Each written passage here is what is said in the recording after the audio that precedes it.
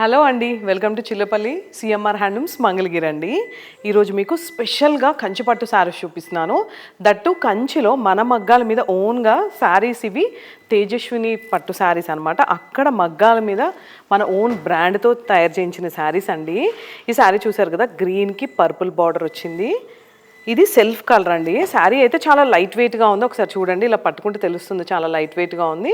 And మంచి lemon ఎల్లోకి pink అండి. అండ్ ఇది వచ్చేసి మనకి గోల్డ్కి magenta pink design, wow, blue with silver అండి. అండ్ ఇదంతా వచ్చేసి మనకి గ్రీన్.